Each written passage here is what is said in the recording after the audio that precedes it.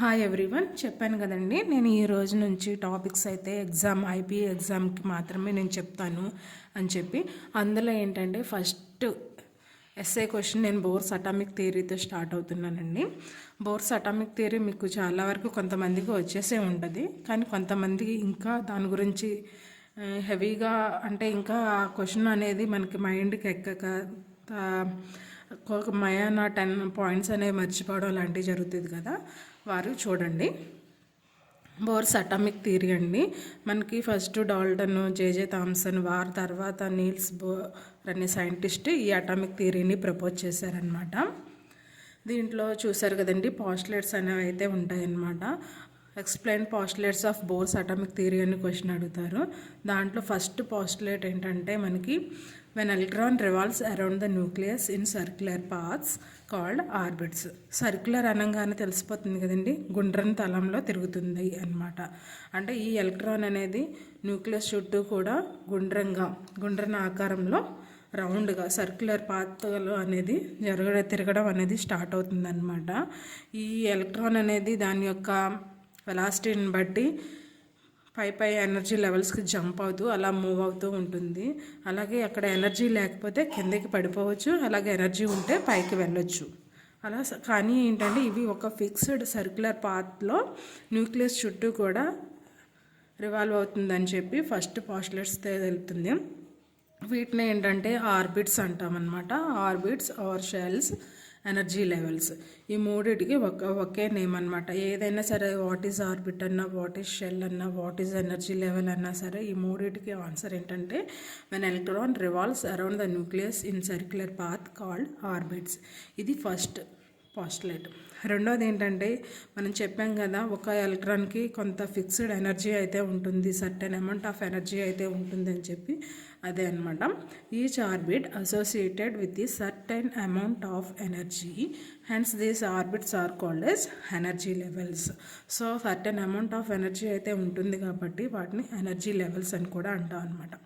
ఈ సర్క్యులర్ పాత్నే మనం అంటే మనకి తెలియాలి కదా, ఒక పాత్ నుంచి ఇంకో పాత్ నుంచి ఇంకో పాత్కి ఎలక్ట్రాన్ అయితే జంప్ అవుతుంది. అలాగే ఎలక్ట్రాన్ అయితే పడిపోవచ్చు, జంప్ అవ్వచ్చు అనమాట.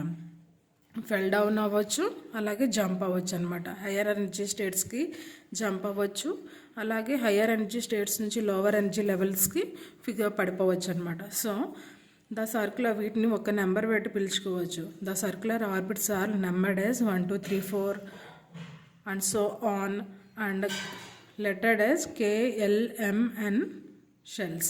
సో ఫస్ట్ ఆర్బిట్ కనుక ఫస్ట్ లెవెల్లో n = 1, n = 2, n = 3, that n = 4 and so on. అలాగే లెటర్డ్ ఫస్ట్ ఆర్బిట్ యొక్క లెటర్ వచ్చి L, M, N, K, L, M, N and so on అనమాట. అది ఈ 3 పాయింట్స్. మళ్ళీ ఒకసారి ఈ 3 పాయింట్స్ నేను రివైజ్ చేస్తాను. When electron revolves around the nucleus in circular paths called orbits or shells or energy levels. Each orbit associated with certain amount of energy, hence these orbit are called at energy levels. The circular orbits are numbered as 1, 2, 3, 4 and so on and named as K, L, M, N. ఈ circular orbits అన్నీ కూడా ఏంటంటే లెటర్తో చేసాం కదా, వాటిని ఏంటంటే ఎన్ అంటారనమాట. N అనేది ఏంటంటే principal quantum number.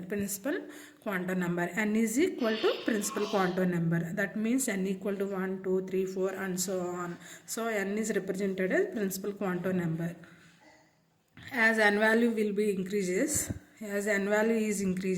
the size of the energy of the orbit also increases. అంతే కదండి.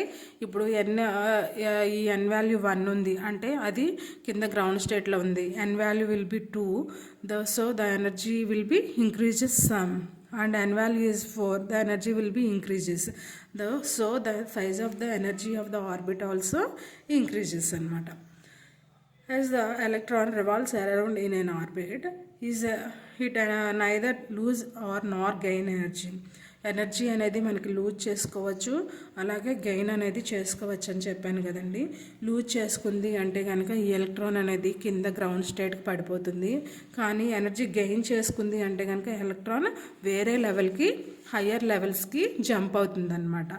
ఇదే ఏంటంటే వీటిని ఏమంటామంటే, కానీ వీటి యొక్క ఎనర్జీ ఆఫ్ ద ఆర్బిట్ అనేది కాన్స్టెంట్గా ఉంటుంది కాబట్టి దీస్ ఆర్బిట్స్నే మనం ఏమంటామంటే స్టేషనరీ ఆర్బిట్స్ అంటాము. ఓకేనా?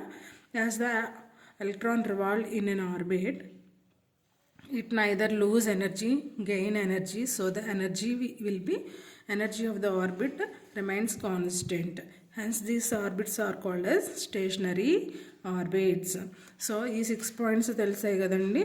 మనకి ఈ బోర్ పాస్టులేట్స్ మాత్రం 4 మార్క్స్కి ఇస్తారు. 4 మార్క్స్కి ఇస్తారు. దీనికి అటాచ్డ్గా ఏంటంటే హైడ్రోజన్ స్పెక్ట్రమ్ ఇవ్వచ్చు.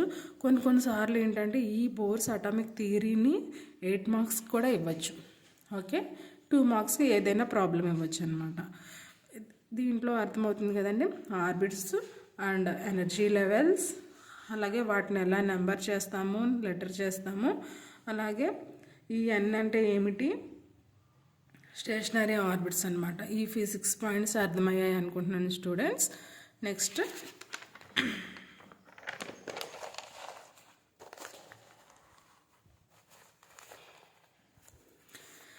నెక్స్ట్ ఏంటంటే when electron jumps from lower energy level to higher energy level, so the energy is absorbed.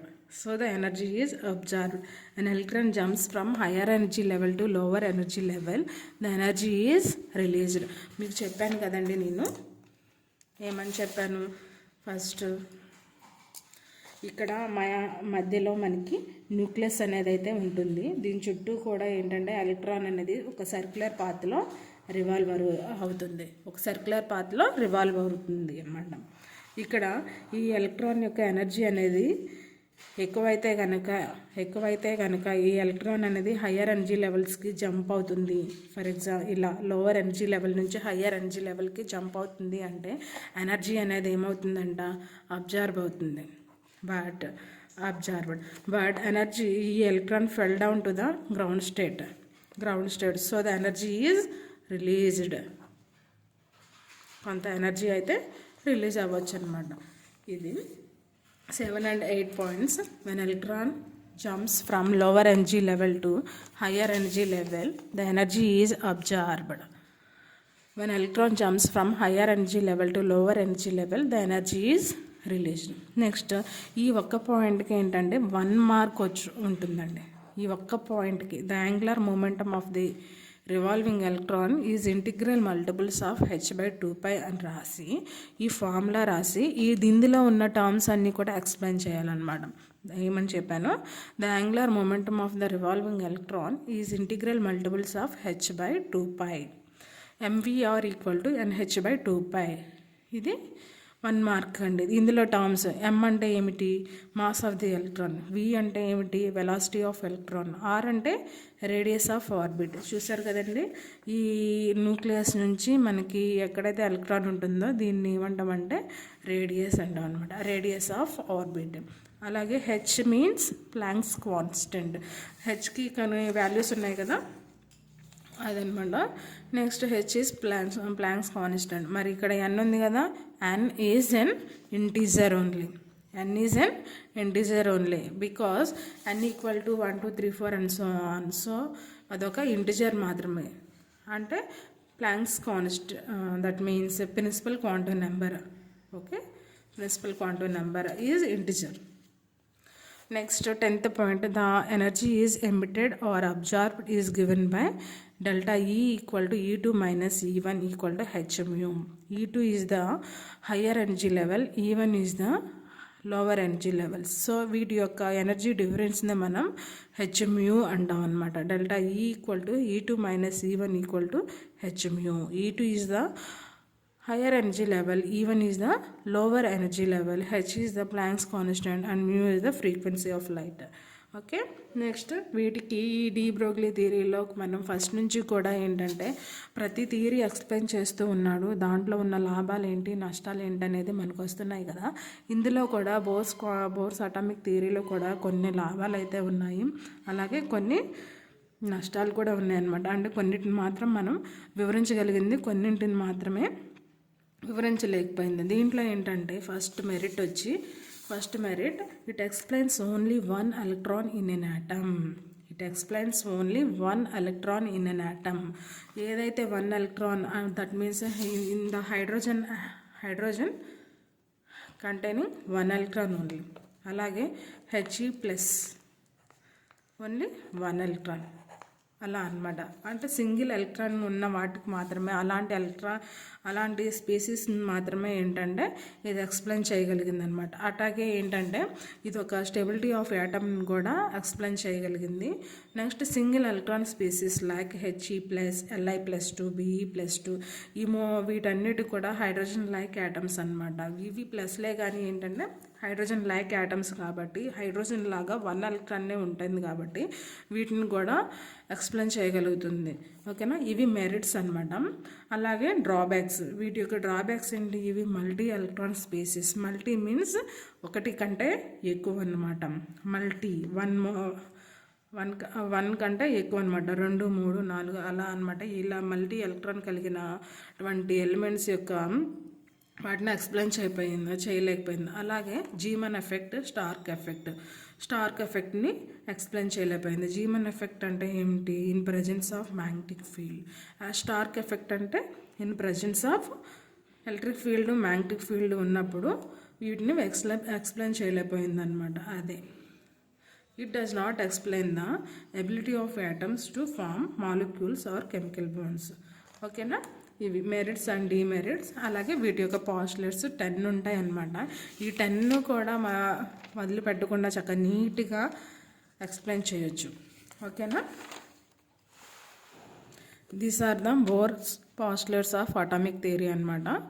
ఓకేనా స్టూడెంట్స్, అర్థమైంది అనుకుంటున్నాను.